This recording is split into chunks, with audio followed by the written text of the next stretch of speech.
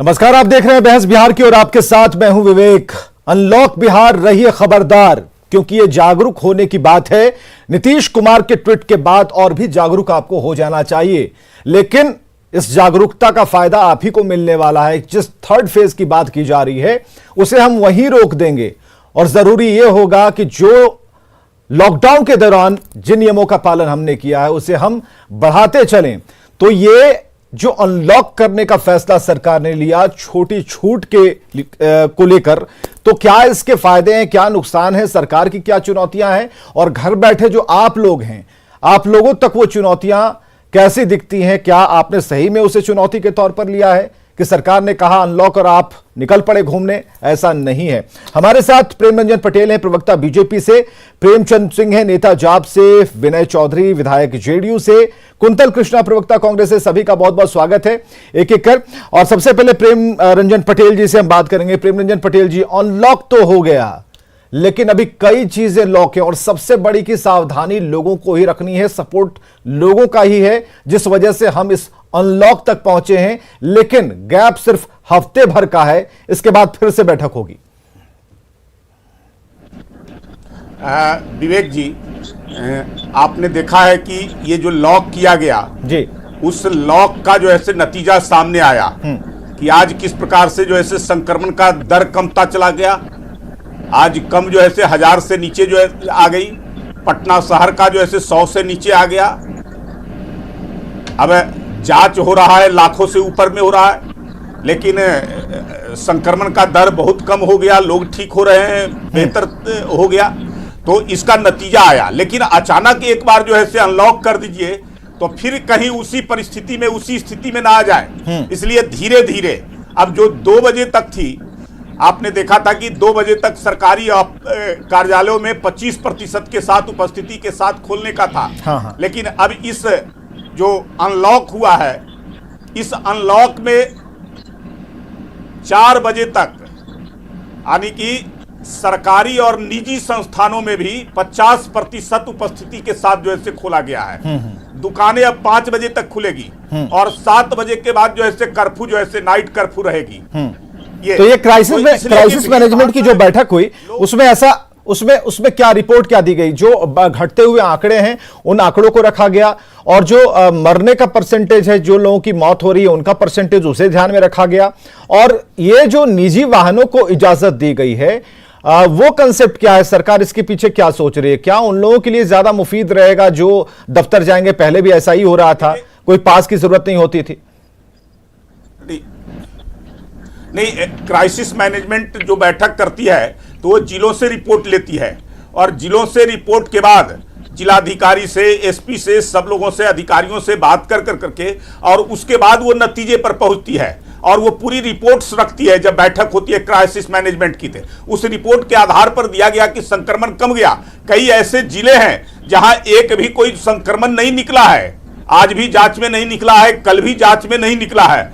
तो निश्चित तौर पे जो है से धीरे धीरे आम आदमी को जो है से लोगों को राहत भी देना है। लेकिन जो लोग अपने कामों में प्रेमचंद सिंह नेता जाप के हैं, प्रेमचंद सिंह जी, क्या लगता है ये जो अनलॉक की प्रक्रिया शुरू हुई, 25 को 50% के साथ ये कहा गया कि नहीं ठीक है दफ्तर खोलिए और निजी वाहनों को इजाजत दे दी गई कि आप निकल सकते हैं, लेकिन आपने देखा है कि लोगों ने किस तरीके से इसका गलत फायदा उठाया, वही लोग फंसे भी हैं।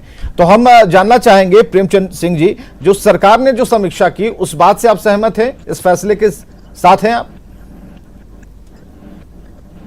देखिए विवेक जी, सबसे पहले तो मैं बताऊं, हमारे बड़े भाई हैं, प्रवक्ता हैं, मैं सम्मान करता हूं, लेकिन बड़ी ही सच को कहना पड़ेगा, स्वीकारना चाहिए मेरे बड़े भाई को कि एक्सपेरिमेंट की सरकार है। जब इनको लॉकडाउन करना चाहिए था मई में के बहुत पहले, तो इन्होंने नहीं किया। लेकिन आज जो इन्होंने कहा कि क्राइसिस मैनेजमेंट की बैठक हुई, उन्होंने रिपोर्ट जो दिया, तो यही क्राइसिस मैनेजमेंट के तहत ही मैं अखबार की खबरों को पढ़ करके हमारे सम्मानित प्रवक्ता जी ने कहा, लेकिन मृत्यु हो रही है सबसे ज्यादा, संक्रमण बढ़ रहा है। रिपोर्ट की इन्होंने बात की, जांच की बात की, तो जांच की और टीका की सबसे ज्यादा यदि पूरे देश में यदि खराब स्थिति है तो बिहार में है। टीका आज भी समुचित रूप से 18 साल से ऊपर लोगों को आज भी नहीं मिल रहा है। 45 साल के से तक के लोग जो हैं उन लोगों को भी नहीं मिल रहा है। जहां तक जांच की बात है, जांच की गति इनकी इतनी धीमी कि मौत के आंकड़े को भी ये लोग गलत बताते रहे हैं। तीसरी बात, सबसे जो खतरनाक बात यह है कि इनके पार्टी भाजपा के द्वारा लगातार इनके अध्यक्ष ने, इनके मंत्री ने, इनके परिषद सदस्य ने लगातार नीतीश कुमार पर वार करते जा रहे हैं। और खासकर कोरोना को लेकर, लॉ एंड ऑर्डर को लेकर के ये जो व्यवस्थाएं हुई है उससे चिंता जाहिर करके ये कौन सी दोस्ती है? ठीक है विनय चौधरी जेडीयू से, विनय चौधरी जी, जाप नेता प्रेमचंद सिंह कहते हैं कि ये आपस में कुछ चल रहा है, लेकिन बीजेपी ने पहले जब लॉकडाउन की बात कही, सबसे पहले बीजेपी की तरफ से संजय जायसवाल ने कहा कि भाई आप लॉकडाउन कर दीजिए, तब सरकार ने नहीं माना, तब सरकार इवनिंग और नाइट में फंसी थी। उसके बाद सरकार ने मीटिंग की और सभी दलों से चर्चा के बाद इस निष्कर्ष पर पहुंची कि लॉकडाउन हो जाना चाहिए। आज जो बात हो रही है कि अनलॉक तो हो गया लेकिन खतरा तो गया नहीं, तो ऐसे में ये जो 6 दिनों का समय लिया गया है, तो क्या हम इतना एक्सपेरिमेंट करने लायक हैं? अभी वो प्लेटफॉर्म हमारे पास है, इतनी तैयारी है हमारी?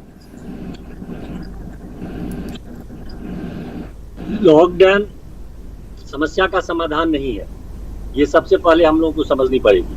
दूसरी बात, जब आपको याद होगा जब पहले लॉकडाउन समाधान नहीं है विधायक जी, तो क्यों कराए मुख्यमंत्री जी और आपदा विभाग के सारे अफसर को? यहाँ आपके भाजपा के सहयोगी के प्रवक्ता हैं, इन्होंने कहा कि जरूरी था तो किया गया। बोल रहे थे तब मैं चुपचाप। ठीक है, चलिए अब आप बिहार की जनता को गलत बात बोलिएगा तो बीच में टोकना पड़ेगा सर। आपको बोलने का कोई सर, आप माने कि आप सत्ता में है तो आपका पूरा कुछ भी बोलने का हकदार है, लेकिन हम विपक्ष में भी नहीं है, आपके सत्ता पक्ष में निष्पक्ष में है, तो कम से कम निष्पक्ष बात तो करने दीजिए।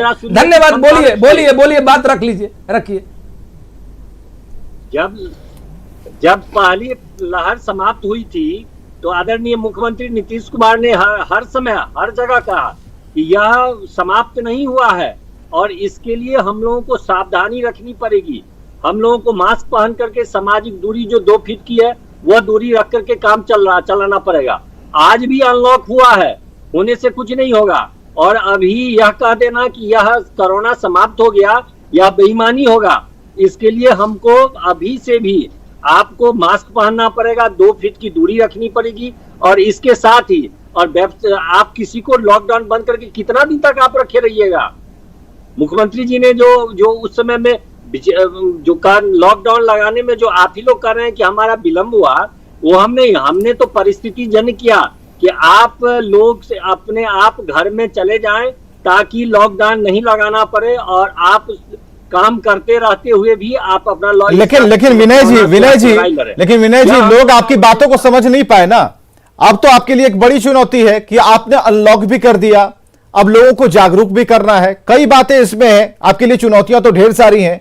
एक जो सेल्फ क्वारंटीन की बात कही जा रही थी, उसके लिए भी अभी भी आप लोगों को समझाएंगे, रैंडम जांच की बात होगी। नहीं समझी ये बात नहीं है, लेकिन कुछ लोग ही जो नहीं समझे, जैसे अभी जाप के ही हमारे भाई साहब बोल रहे हैं, वो नहीं सुने तो उनको कौन समझा देगा? 12 गाड़ी लेकर के आप घूम रहे हैं, जहाँ जाइए भीड़ लगा रहे हैं। प्रेमचंद सिंह, यही दर्द है, यही परेशानी है। लोगों को मौत में आप मार रहे हैं, नहीं बोला जाए। लोगों को आप सर दवाई दे देते ना विधायक जी, लोगों को दवाई दे देते, लोगों को मरने को छोड़ दिए, नहीं बोला जाए।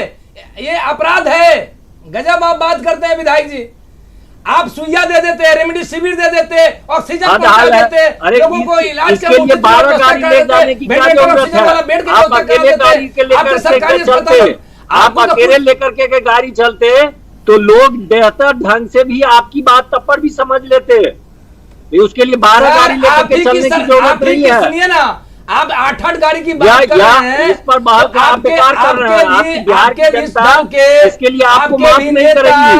क्या 12 गाड़ी लेकर के आप लॉकडाउन पीरियड में घूम रहे हैं? काम कर लीजिए सर, यदि लोगों की सेवा करना और यहाँ पर हमारे मुख्यमंत्री हमारे मंत्री हमारे विधायक उन्होंने कहा कि नहीं आप घर से ही काम कीजिए। सेवा कर रहे थे, वो गलत कर रहे थे, बोलिएगा विधायक जी।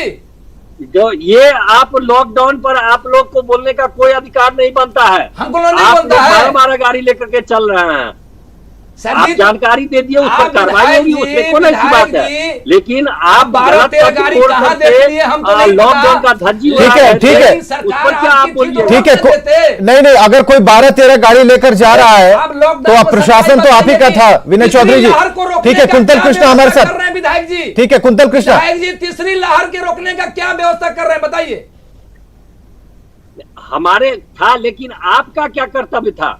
नहीं नहीं, ठीक है, बताइए, बता दिए तीसरी लहर को कैसे रोकेंगे। आप ही बड़े भाई अभी कहते कि आपने एक जनता के नेता को, नुमाइंदा को आपने पकड़ लिया। जहां तक सूझबूझ है वहां तक या तो तो हम सेवा जागरूकता की बात है, करेंगे। यही तो बात हम हम कर रहे लोगों को हैं। मरने या नहीं तो खुद देंगे। जागरूकता की बात है हमारी ना, पार्टी, कि हमारे आप नेता नहीं ने करिए। संकल्पित है। अभी कोरोना लेकिन समाप्त नहीं आपकी हुआ है, पार्टी, कोरोना आपकी की बहुत ही सरकार खराब है, स्थिति है। डबल ये इंजन बात की हम कह सरकार रहे हैं। है। आपके हाथ में केंद्र से लेकर के राज्य की समुचित व्यवस्था हाथ है, में स्वास्थ्य सत्ता व्यवस्था है, तो है। क्या हम आपको आपके पकड़ करके पास जेल में, में देंगे? आपके आप पास क्यों में नहीं, आप इतने डिजास्टर मैनेजमेंट, आपके क्राइसिस मैनेजमेंट, सब कुछ व्यवस्था। आप तीसरी लहर नहीं आएगी। आज की डिबेट में बता सकते हैं विधायक जी, आप पूछ लीजिए, आप अपने स्वास्थ्य मंत्री जी से, केंद्रीय स्वास्थ्य मंत्री जी से, आप स्वास्थ्य सचिव जी से पूछ करके आइए और डिबेट में बताइए जनता को। विनय चौधरी जी, सरकार आपकी है तो सवाल, ठीक है, ये ज्यादा अच्छा रहेगा। ठीक है, ठीक है, मापदंड नहीं चलेगा। एक मिनट जवाब दीजिए। हाँ, कुंतल कृष्ण अभी भी जुड़े हैं, कुंतल कृष्ण अभी भी जुड़े हैं, कांग्रेस प्रवक्ता है कुंतल कृष्ण जी। नमस्कार जी। मैं अपने सत्ता पक्ष में बैठे हुए साथियों से एक बात कहना चाहता हूं कि हमने बार बार कहा है और यही सत्य है कि लॉकडाउन तो अंतिम विकल्प होता है। ठीक है, आज सरकार ने कुछ ऐसे निर्णय लिए हैं, परंतु मैं अब सत्ता पक्ष में बैठे हुए लोगों से और बिहार सरकार से बात पूछना चाहता हूं कि लॉकडाउन अनलॉक आपने किया, ठीक है, पर इसके बाद की आपकी तैयारी क्या है? साहब, आपकी स्वास्थ्य सुविधाएं किस हालात के लिए तैयार है? सवाल तो यह है। 3 दिन पहले भारत के नीति आयोग ने जो रैंकिंग निकाली, उसमें भी आप सबसे निचले पायदान पे थे। स्वास्थ्य में पिछले 15 साल से नहीं, ये बात नहीं, ठीक है, इस पर अलग से चर्चा हुई। कुंतल कृष्णा जी, ये अलग विषय है।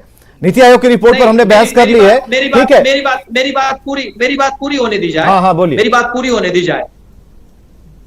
लाखों करोड़ रुपए खर्च करके स्वास्थ्य की सुविधाओं को बिहार सरकार ने पिछले 15 साल में ऐसी जगह पहुंचा दिया है जहां पे पूरे भारत में जब भी कोई रैंकिंग होती है तो बिहार सबसे निचले पायदान पे रहता है, सबसे निचले पायदान पे रहता है।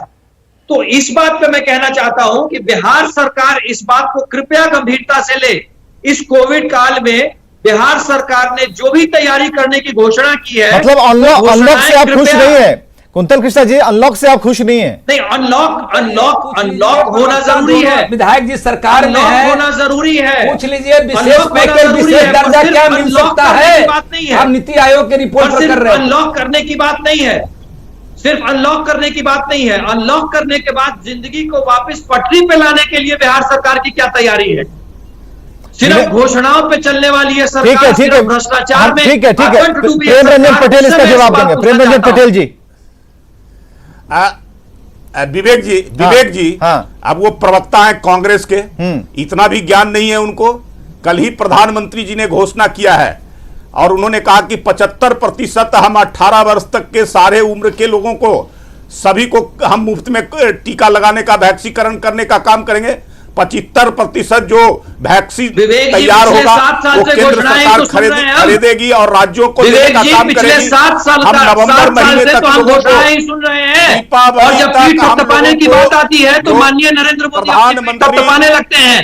और प्रधानमंत्री जब इस देश को संबोधित करते हुए कह रहे हैं कि गलती राज्यों की है, तो भाजपा ही इस देश में मैक्सिमम राज्यों में शासन कर रही है। प्रधानमंत्री जब ये बात कहते हैं अरे आपके समय में कोई ऐसे आया था क्या? आप लंबे समय तक सत्ता में रहे, आप जरा बता दीजिए उस समय की कौन कौन सी योजना चलाए थे और कौन कौन से काम किए थे? कौन कौन से जो है महामारी में आपने कौन कौन से आप बता दीजिए वैक्सीन का इजाद किए थे और गंगा में तैरती हुई लाशें और संपूर्ण विश्व में हो रही थू-थू। अब तो चेतिए, अब तो चेतिए। इस देश में आज एक ऐसी पार्टी शासन कर रही है जो खुलेआम पद पे कुर्सी पे बैठ करके प्रधानमंत्री झूठ बोलते हैं। प्रधानमंत्री ने जिस वक्त के लिए बात कही कि गलती राज्यों की है, प्रधानमंत्री को उसी क्षण मौलिक इस्तीफा दे देना चाहिए था, क्योंकि भाजपा ही इस देश में मैक्सिमम राज्यों में आज शासन कर रही है। और जिसके कारण हो सका है आज जितने लोग मरे हैं पूरे दुनिया के अंदर में बड़े बड़े देशों में उससे कम लोग मरे हैं। आज अगर वैक्सीन हम लगा रहे हैं, अमेरिका जैसा देश जहां हम साहब आप अपनी जानकारी दुरुस्त कीजिए, भारत में जितनी मौत हुई है उसके बाद दुनिया में कहीं मौत नहीं हुई है। लगाने का काम किया है।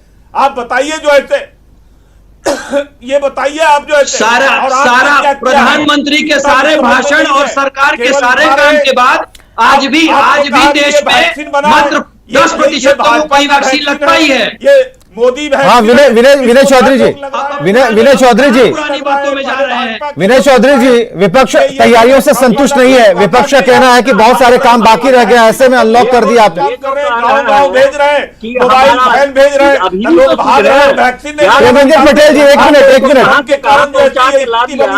एक छत्र राज करने वाले अब ये भीख मांगते फिर रहे हैं कि हमको कोई न कोई हमको साथ प्रेमचंद सिंह और विधायक जी को लाइए सामने। प्रेमचंद सिंह और विधायक जी को लाइए, विनय चौधरी जी को सामने लाइए। जनता आपको समझ रही है, जनता बहुत समझदार है, बहुत पढ़ी लिखी है, इसलिए यह मत आप कहिए, आप सत्य बात बोलिए कि क्या बात है। आप ये दोनों बात नहीं चलेगा। अनलॉक करने के बाद क्या तैयारी हो रही है? अनलॉक हुआ है, अब पटरी पर सबको लिया जाएगा।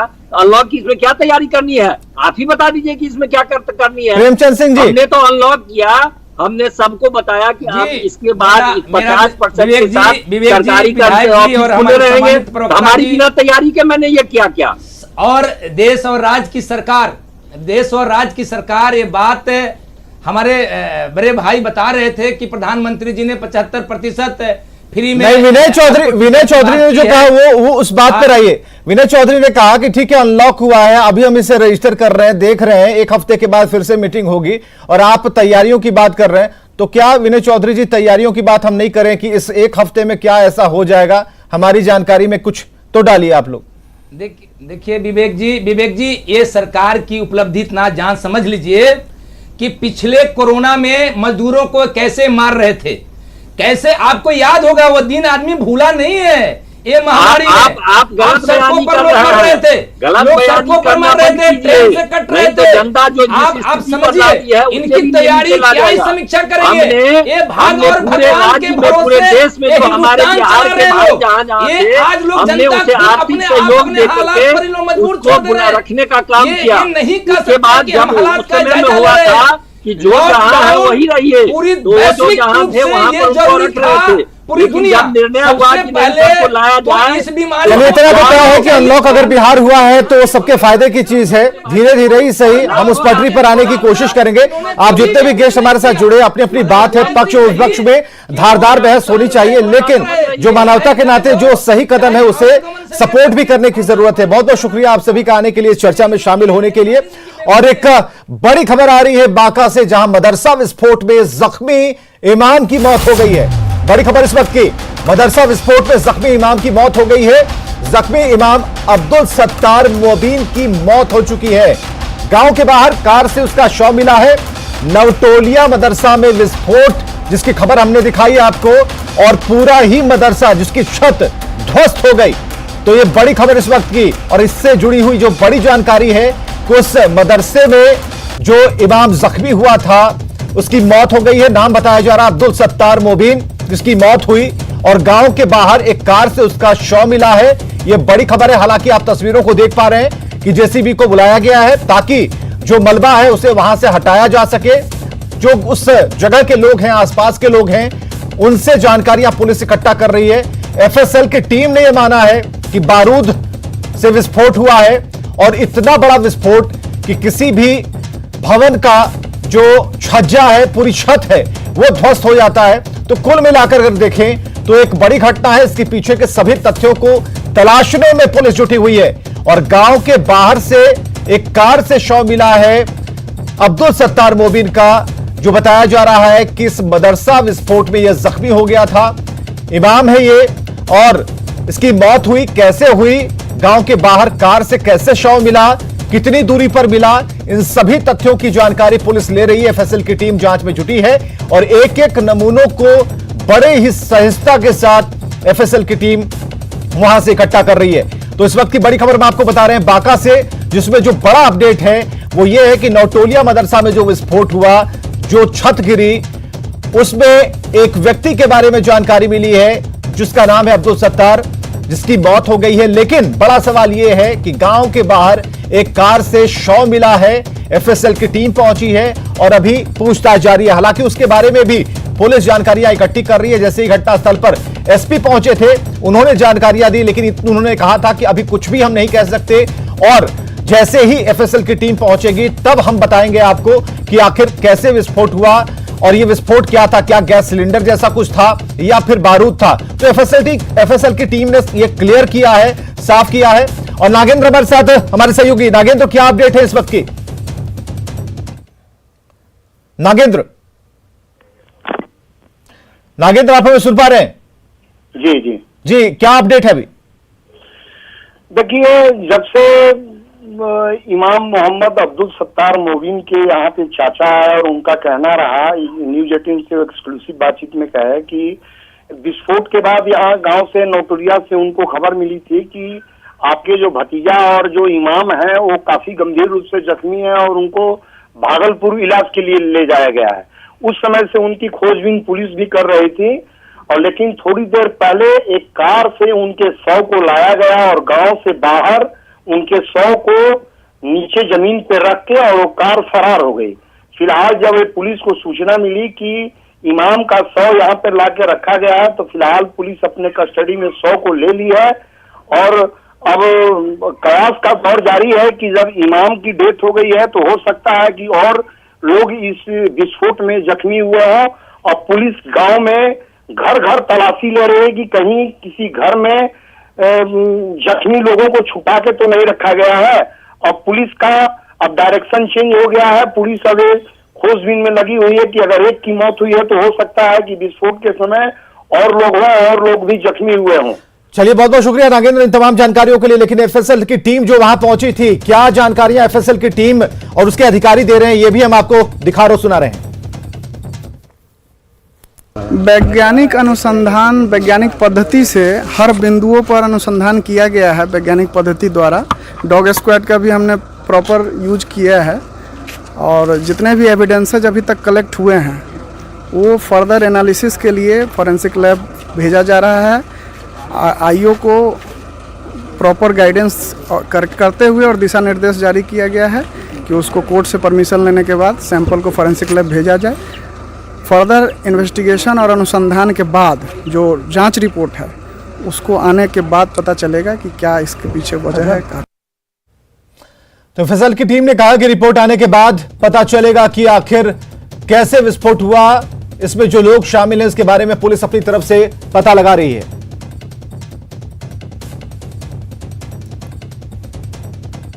और खबरें लगातार जारी हैं, आप बने रहें हमारे साथ।